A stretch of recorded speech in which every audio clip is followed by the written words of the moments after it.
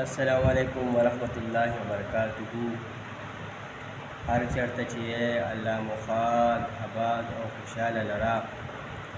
الله مو د غمونو تکلیفونو پریشانو مصیبتونو او آفتونو نه وساتلی کا او الله مو د خپله زندګۍ په هره لمحه کې خوشحالۍ او کامیابۍ نصیب کا. زه قاری کفایت امداد حاضر یم د یوې نوې ویډیو سره او د یوې نوې وظیفې سره.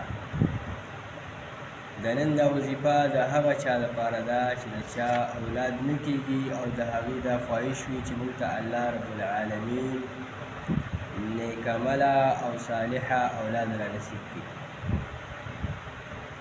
نو دا وظیفه د هغوی لپاره ده.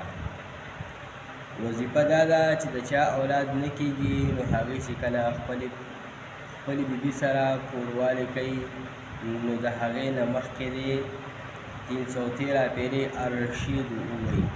خپلې بیبي سره د کوروالي نه مخکې دې 313 پیرې الرشید ووایي.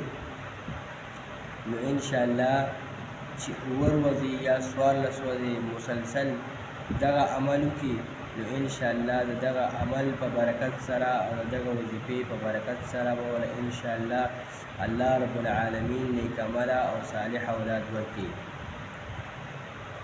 7 ورځې به د کورواله سره خپلې بیبي سره کوروالی کوي. 7 ورځې یا 14 ورځې او د کوروالي د کولو نه مخکې دې 313 پیرې به الرشید ووایي. نو انشاءالله چې 7 ورځې دا وظیفه وکړي نو اول خو یې 7 ورځو کې الله رب العالمین مقصد پوره کړي، ښځه به حامله شي او الله رب العالمین بیا په خېټه باندې ماشوم جوړ کړي. او که 7 ورځو کې ونه شي نو انشاءالله 14 ورځو کې به خامخا کېږي. امید دی چې په دې وظیفه باندې به تاسو پوه شوي یئ. که چېرې په وظیفه باندې نه یئ پوه نو په کمنټس کې زما نه تپوس کولی شئ. زه به تاسو د سوالاتو جواب درکوم. هر چېرته چې الله مو ښاد اباد او خوشحاله لره. السلام علیکم ورحمت الله.